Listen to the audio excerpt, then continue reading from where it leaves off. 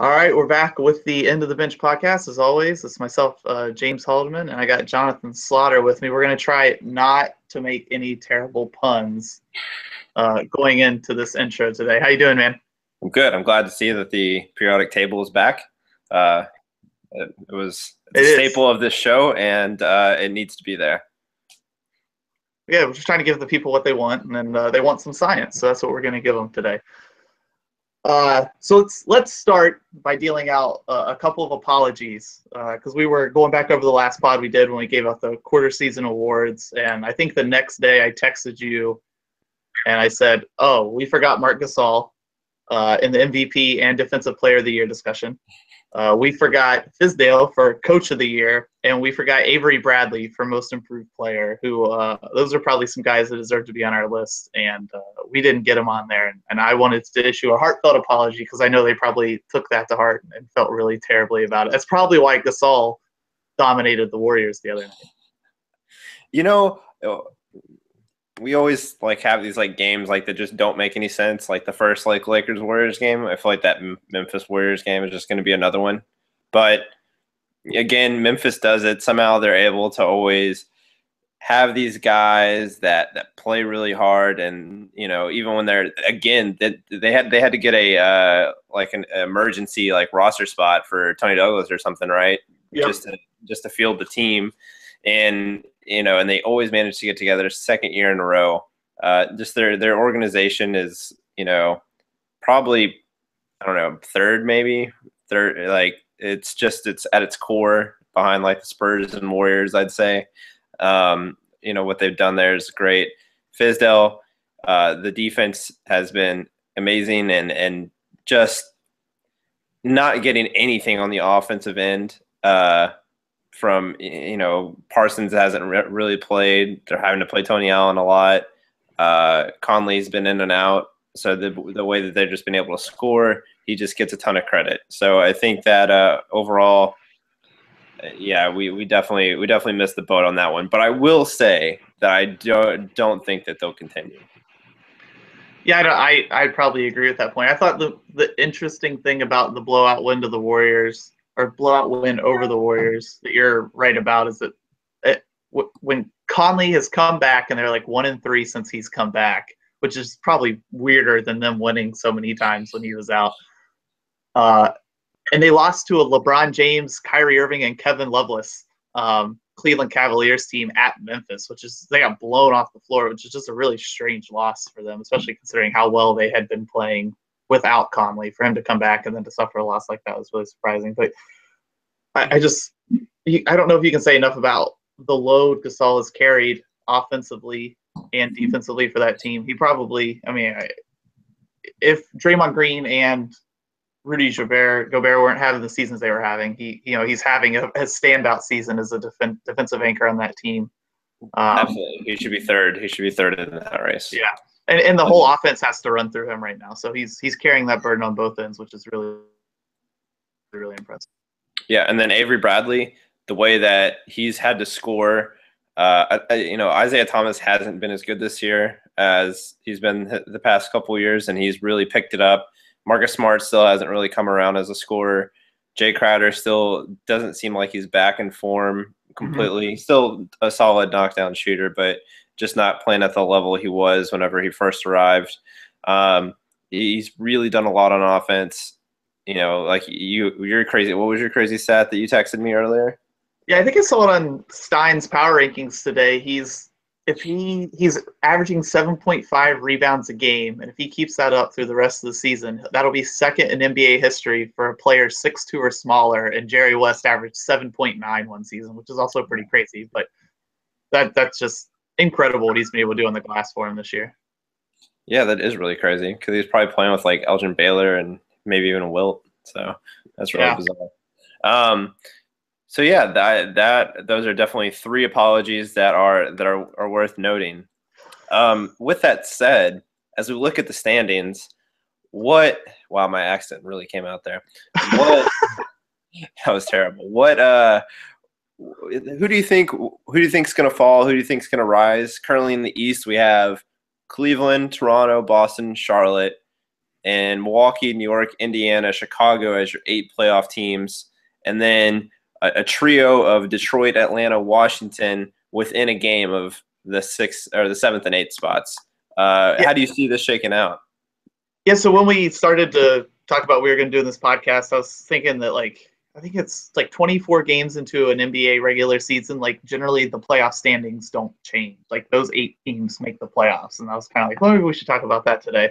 And so when I look at the East, I think the top 4 teams are the top 4 teams in the Eastern Conference. I don't think there's much debate about that, and I think this is kind of where we had it going into the season. The Baby Bucks have been awesome and surprising. Giannis has been a beast. Same with Porzingis. He's really elevated his play this year after his rookie year last year. I got to say, I'm surprised with the Pacers there. And the Bulls, after their really hot start, aren't rebounding as many of their misses and aren't on fire from three-point range the way they were to start the season. I guess if I look at that cluster there in the 11 through 5 spots, I would have to say that I don't think that the Knicks and the Pacers are going to keep the pace they're currently on. I just think they have glaring weaknesses. The Knicks with injuries, Joakim Noah hasn't been that great. And the transition away from Carmelo Anthony. And then the Pacers, I just think they're playing above what I think their team has the potential to do this season. I think that the 2 teams that replace them are the Pistons and the Wizards. It's like you said when we were talking about it, we kind of wrote the Wizards off last pod, and now they've won their last 3 games after an embarrassing loss to the Magic and look like a pretty solid basketball team again. And how good has John Wall been? I mean, he needs to be. Yeah. He needs to be. I mean, on the others receiving votes of the MVP race or something like that. Right. I mean, he's been unreal the last month. I mean, he was carrying them when they sucked, and now they're playing really well. And Beal's starting to knock down some shots. They're really they've picked up the pace. It seems like in their offense, and I think that's really helped them out. But I think defensively they're starting to get a little better. They're starting to get more in transition, which is kind of like their bread and butter. So they're really playing good basketball. I agree with you on that. I believe in Stan Van Gundy, so I think the Pistons will make it as well. The Bucks I think are playing a little bit over their head. Giannis has had an amazing stretch, and maybe this is sustainable, but he's been a very inconsistent player for his entire career. So I guess I need to see it to believe it to continue. And then you're right. It's between the Knicks and the Pacers as well. Maybe the way I was thinking it was the Knicks that had the better shot, but maybe it's the Pacers just on the fact that Paul George is the best player of the group of those bottom 4 teams in the standings. And so you just got to ride with the best player. So I think the Pacers probably stay in, and the Knicks will finish around the 8 or 9 seed. But I think that it's an interesting race. The bottom of the East always seems to be a pretty interesting race. But I think there are what makes it more interesting is that there's 4 really, really good players. We have between Paul George, Jimmy Butler, Giannis, and Carmelo that are at the bottom. And, in a playoff series, those guys could get hot, and they could really make it hard for one of those top 4 teams, where I feel like in the past, those bottom 4 seeds haven't been as talented or haven't had a player like that. So I think this playoffs in the East is going to be more fun in the first round than it's been in a really long time. The other point I'd make about the bottom of the East is I don't see the standings separating a lot throughout the regular season. Mm-hmm. So I think we'll kind of get almost like a playoffs, if you will, with these teams. I mean, maybe some teams are going to lose. I assume at least some of those teams have a couple of their own draft picks that they might want to make, so they'd be okay going into the lottery. But I think you'll see, the Knicks are going to want to make the playoffs because, New York NBA is better when New York's in the playoffs. The Bulls, obviously, they're riding with Dwayne Wade, so they're going to want to be in the playoffs. So these teams are going to be playing hard at the end of the season to get a playoff spot, and I think that's going to be a lot of fun to watch coming down to it. Absolutely.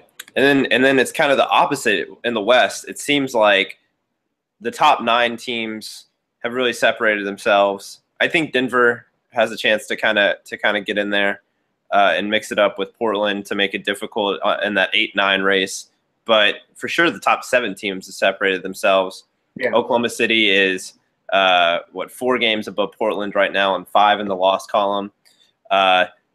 And the weird thing about this, and you know how I feel about the Clippers. I think I still believe that the one change that's going to happen is that the Clippers are going to be 5th, and then Rockets will be 4th, and the Jazz will be 3rd by the end of it. Okay. The Jazz, I mean, it's all about health with the Jazz. They're just such a good team, such a deep team, and a well-coached team. And then they have something that they're great at, which I think is what's scary for anyone, really, whenever you go into the playoffs, is that whenever you face a team that's great at something, because that can win you a series. So I think matchups make series in the playoffs. Right, exactly. So I think the Jazz will end up surpassing the Clippers and Houston. And I think San Antonio might be playing over their head a little bit too. I kind of see 2 through 5 really being maybe they all finish within like 2 games of each other, kind of like they did 2 years ago. Like when it was like really chaotic and like the Spurs went from like the 2nd seed to the 6th seed in like 1 game. And Houston jumped from 4 to 2. It was crazy. That was awesome. Yeah, it was a fun night of basketball. So I kind of see something like that happening. I think Memphis and Oklahoma City will be 6 and 7. And then, in that, I mean, geez, what a brutal series, right? In the West, Memphis and Oklahoma City. I don't want to play Memphis as a top seed. Like they've clearly shown that they can play a style of basketball that's going to be hard to beat with all those guys out. Like you can just run that series through Gasol and you can slow the game down. And it doesn't matter if your offense scores 113 points per 100 possessions if you're only getting 92 in a game because they've slowed the game down and run it through Gasol. I don't want to see them. I think I'm a little lower in Oklahoma City. I think that's like a matchup that you can kind of – I don't know if you've seen the number, but they're like 10-3 when Westbrook has a triple-double and 4-6 when he doesn't or something like that. So I think they're too reliant on him, especially come a playoff series. So if I'm a top team, I'm going to want to see Oklahoma City instead of Memphis. But your point still stands. I don't want to play either one of those teams as much as I want to play, the Bulls or the Pacers or the Knicks in the Eastern Conference. In the weird thing though with Oklahoma City is while Russ is like wildly inconsistent on offense, and that's not all entirely his fault because the team isn't really built for his strengths on offense. But in the Golden State series last year, he was the best player for like the first 5 games, and that's why. That's why Oklahoma City was winning that series. I mean, Durant was on defense, Durant was making the difference, but on offense, it was really Russ's shooting that was like putting them over the top. Yeah, when he gets hot, he's streaky and a really, really good shooter. And for those 7 games, he can be when you're playing a top 6 player in the league. I mean, it's just not it's always dangerous. Yes. So that's the Paul George point, right? He's the best player in that bracket of teams, so you got to give him a chance. Right. And so, if they face like the Clippers or the Jazz, they're definitely going to have a where he's like the best player on the court type thing. Sure. So I kind of want to see a Clippers Thunder matchup. I think him and Paul would be pretty fun to watch. I agree. But I'm not sure that'll happen, at least not in my hypothetical world. I have a fun Thunder stat. I think they found something. We were talking about Sabonis before the season, and we weren't sure about him. He's shooting 46% from 3 on like 56 attempts this year. Wow, so he's been like he was that hot. He's been that was uncharacteristic. He only took 16 in college time at Gonzaga. He took 16 college threes, and he's a 46% shooter. So we'll see if it lasts, but it's been a huge help to a team that does not have a lot of shooting up to this point in the season. Interesting. Yeah. But, he's still only playing like 18 minutes a game or something, right? Like he's still not getting – so they must really think he's a defensive liability, I guess, at that point if he's – Yeah, that's what it seems like. In the games I've watched, at least, it looks like he has trouble in the pick and roll. But what are you going to put Cantor in? It's not like he's any better. But it's just something that stuck out to me when I saw some Oklahoma City stuff today. Do you think Denver can overtake Portland in the 8th seed? I mean, the Denver, I feel like they've kind of solidified their starting lineup now with Moutier, Gary Harris is back, Wilson Chandler, Gallinari, and Jokic, and that's like a pretty solid starting five.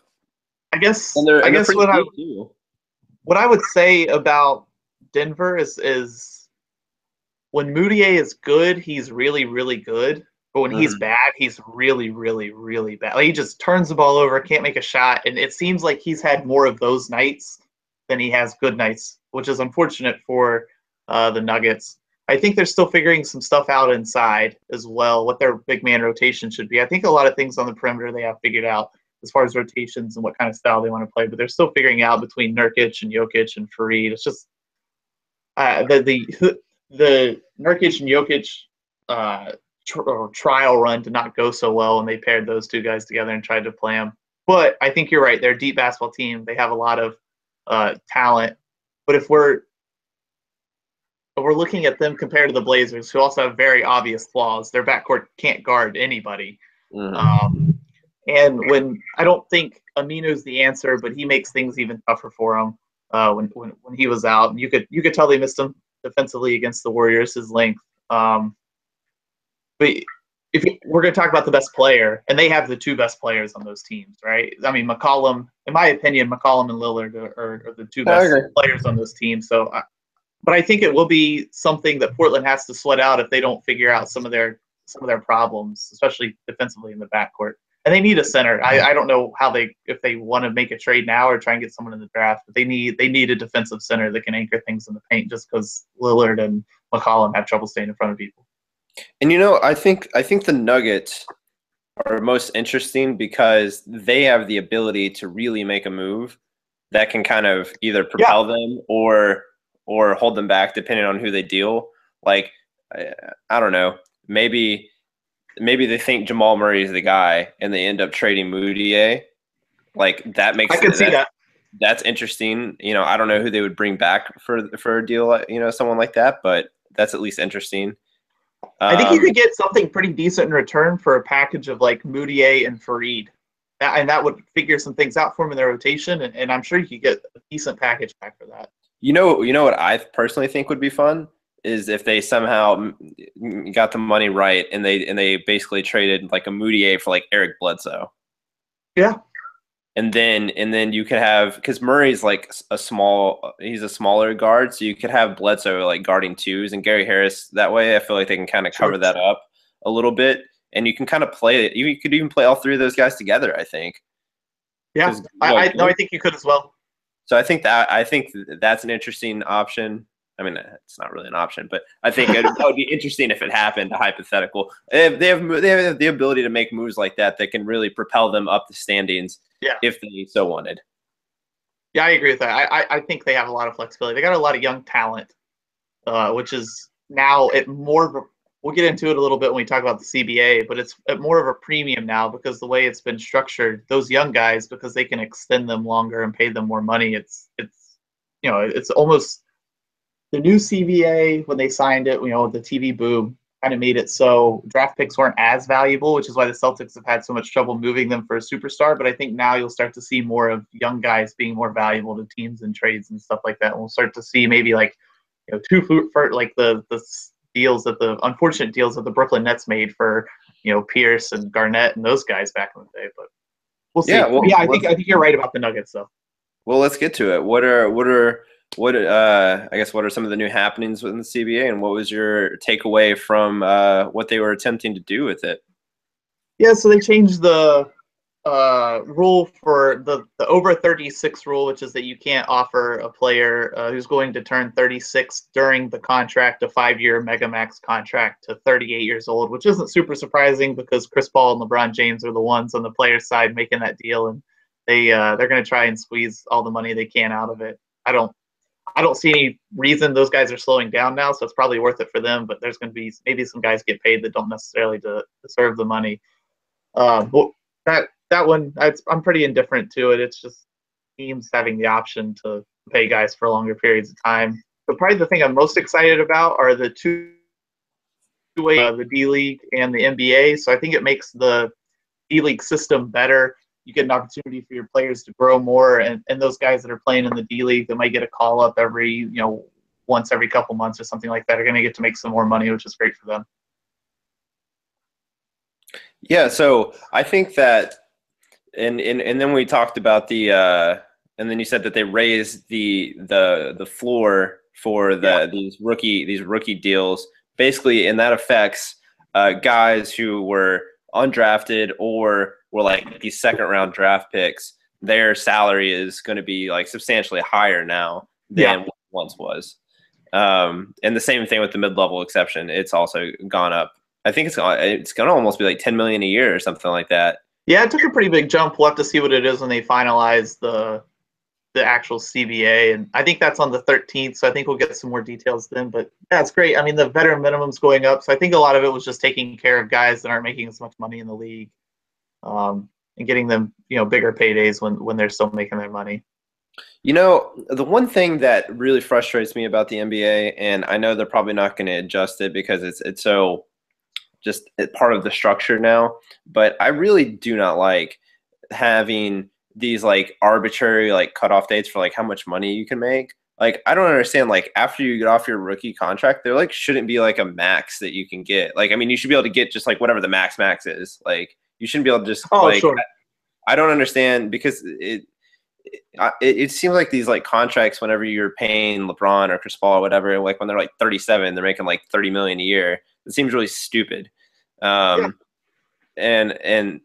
secondly, I guess there's not even going to be that many guys that are like going to be available for that anyway. But I think like I would rather spend $30 million a year on like Steph or someone like that when they're 26, as opposed to like when they're 30. I mean, I guess they can still get that money, but I don't know. Like, I just think I always find that very odd, and I don't understand why they did that to begin with.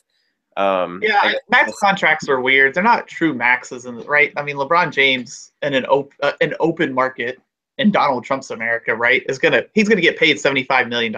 Like that's the dollars that LeBron James is probably worth to an NBA franchise. I think it was like $75 million 3 or 4 years ago, so it's probably worth even more now with all the TV money. But yeah, the way they structure contracts in the NBA is definitely weird. I think it's just a way to, I don't know. So you don't have one super. I don't know if they did it. You could probably have more superstars around the leagues. So I don't know what they're going for with it, but it is what it is, I guess. Your dog wants to be on the podcast. I know. We need. Oh wow, if he's going to come in and say that the contract's going to be bigly, that's going to be his insight for us. All right, another cool thing. Let's get away from that. We don't need to talk about that. Another cool thing that happened to the CBA, we got a shortened preseason now. So they cut it to 6 games. That means a longer regular season, which means less back-to-backs, less 4 games in 5 nights, which hopefully means for the fans and for the players, less injuries, less DNP risk because coaches and things of that nature. That'll be hopefully where we see the effect over there during the regular season. So people that are paying $150 to see LeBron James get to see LeBron James. I think that with the extension, they should almost be able to eliminate the 4 and 5 nights. I think so. And like the 5 and 7 nights, like road trips. So hopefully that helps. The season's never going to be long enough where they're just not going to eliminate back-to-backs. But I would, if it gets like where every team only has like 15, I think that's fine. A substantial improvement. Yeah. And it's players' health. So the league, I think that unlike the NFL, which takes measures to protect its players, I think the NBA is actually looking at the science and the research of the sleep deprivation for these guys and actually making changes on it, which is great. What else do we have? We have so the new agreement is going to make it so that players with unguaranteed money in their contracts. So not currently. Now you can still trade unguaranteed money, and it all counts toward a trade. But guys that sign contracts under this new CBA, any unguaranteed money they have in their deals is no longer going to go toward the trade when you're trying to even up salaries. So those were contracts that are always super sought after in a trade because you could do that, cut the guy, save yourself some salary cap space, and get what you wanted in the deal. So we're going to see less of that. which probably, I mean, these guys are smart. Most guys are smart that are running teams, so they'll figure that out. And I think it's just probably, like you said earlier, a player's way of trying to get more guaranteed money for the rest of the guys in the league. Right. The last two we have are kind of fit together and come back to the valuing of young players that we were talking about earlier. So there's longer extensions for rookies now, and you can also extend 2 rookies to 5-year contracts once you draft them, which is, again, like we talked about, it's just a way to try and keep star rookies in their cities for longer and get more star players around the league. And then to that effect, there's going to be super maxes for like 9-year vets. So they're going to be able to sign a 6th year to their contract. So for instance, next year, Stephen Curry is going to be able to sign for like 6 years, $215 million super mega max deal and really get paid should he choose to do that. The interesting thing is that Kevin Durant's also going to be able to sign a super mega max deal. Right. Yeah. Similar nature. So we'll see.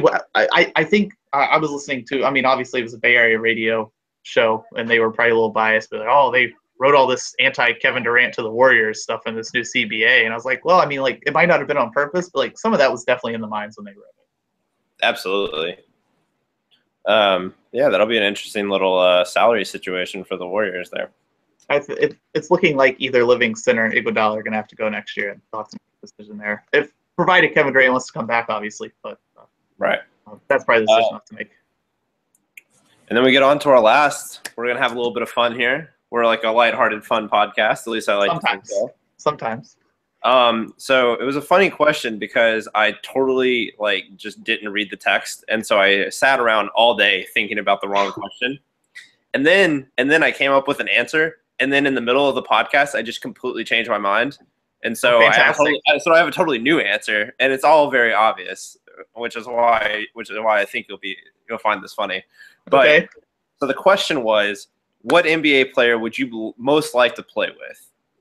Whenever I initially read it, I thought it said, which player would you most like to play as? And it took me like 1 second to think about it, and that would be Zach LaVine, which for obvious reasons I would just do if I could just be him for a day, I think that would just be the greatest thing ever because I would just run around and jump on anything that was 15 feet and lower. I would just jump on top of it. You would just do a bunch of trespassing over fences. You would just jump over fences because you could. Yeah. I mean, it'd be like playing Mario or something. It'd be great. But then he told me about it, and I was like, I gotta think of a new person. And then I was like, well, I'm short. I'm 5'10". So I was like, well, I always tall people on my team. And then I was like, oh, Anthony Davis. That seems like the best option. But then the podcast totally hit me. Who would I most like to play with? Joel Embiid. and this story is why it really stood out to me. So there's a story where I don't even know how we got a hold of this, but there's this fan that was at a Grizzlies game, and she was this pretty hot blonde chick, and she held up a sign that was check your DMs, and then to Chandler Parsons. And then Joel Embiid posted a picture of it on his Instagram, and it was yo, Chandler, did you smash? I swear I'll have to send you the link to the story. But that's awesome. He would be the best to play with because it would just be so fun. Yeah, you almost talked me into Joel Embiid, and squarely for the reason that his rookie year, when he found out Rihanna was single, he tried to slide up in her DMs, I heard. And that was my favorite thing that I've ever seen happen. Yes, Joel Embiid would be a ton of fun to play basketball with and hang out with off the court. Yeah, he'd be great. Oh, that's spectacular. I guess I took it a little more seriously than you did. You had more fun with the fun culture. And my answer would be LeBron James, but in the same vein, Giannis would be great too because he's really funny. Giannis would be super fun to play with. But you get all the LeBron stuff with Giannis, right? Yeah. But you get the goofiness of Giannis, who loves milkshakes. Have you heard the story of Giannis running to the stadium in the snow and somebody picking? I think you retweeted that, and that's right. For the 3 people that'll listen to this that haven't heard this story, there was a story on Twitter somebody put up that Giannis. So somebody was driving through Milwaukee, and saw a very large man running on the sidewalk, and so they realized it was Giannis Antetokounmpo and pulled over to the side of the road and asked him if he needed a ride to the game because the game was in like 2 hours, and he like thanked her and got in the car with her, and she drove him to the stadium. And on the way, he explained that he had been like wiring money back to his family in Greece and like couldn't catch a taxi to the stadium, so he was running from where he was wiring the money to the stadium like an hour and a half before game time. And I think that was one of my favorite things I'd ever heard. Yeah, because it was his rookie year, and he had like wired all of the money. He forgot like to keep money for to get a cab. You're right. Oh, that's what it was. Yeah. And I guess like he didn't have a phone or something, like I don't know, or he didn't know anyone. I have no idea, but he just thought like the most reasonable, best thing to do was to run to the stadium, which, you know, it seems, it just seems, it's like that kid, you know, that's like trying to make the team and like, you know, he like rides his bikes and like gets to like the gym like early, you know, when they have like 5 a.m. practices, like when you're on 9th grade basketball team or whatever. Yeah. And that's like what it reminded me of. But he's like, you know, a professional athlete. it's like Benny the Jet thinking it'd be a great idea in Sandlot to jump in the doghouse and grab the baseball and try and run away from him. That's like, I don't know. That's what you might have talked me into like a Giannis. If I could play basketball with Giannis and Joel Embiid, I'd be pretty excited. That would be a lot of fun. That was awesome. All right. Yeah, that was a good podcast. I think we kept it relatively short today. We're not going to talk anybody's ears off for 3 hours this time. So. Yeah. And we did it within 2 weeks this time of our last podcast. I think we're really on top of our game right now. We're getting better at this thing. We're gonna get downloaded. We're gonna put these on iTunes. That's how good we're doing right now. Oh. No, I don't know how to do that. That was a joke. That was a complete joke. All right. Well, we'll do this again soon. I have a lot more free time with the holidays coming up, and no one likes their family. Yeah, maybe we can either do a yeah. I'm not going home, so I got all sorts of. So we can either do a Christmas Day pre-show where we break down the games, or we could even do a post. I mean, I love the Christmas Day basketball game, so we could either do a pre-show or post-show, something like that. But, yeah, let's do a post-show. Yeah, I like that. Yeah. Either way, we'll be back soon with hopefully some more hot takes and some actual informed information for you guys. All right, man. I'll talk to you later. Man. Talk to you then.